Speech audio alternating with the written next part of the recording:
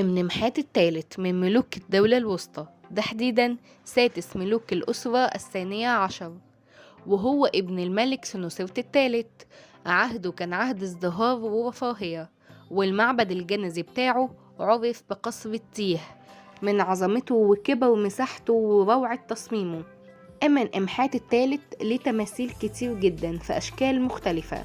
التمثال ده للملك ابن محات وهو في رداء الكاهن ولابس جلد الفهد، وبيظهر راس الفهد ومخالبه على كتاف الملك. مصنوع من الجرانيد الرمادي، وتم العثور عليه في الفيوم. أما التمثال ده بقى فهو تمثال في هيئة أبو الهول للملك ابن محات الثالث.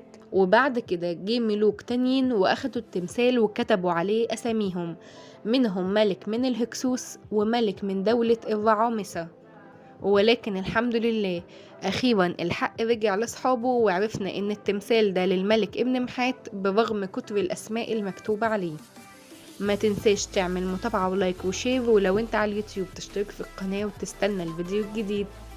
دي كانت حكاية الملك ابن محات الثالث، نتقابل ان شاء الله في حكاية جديدة.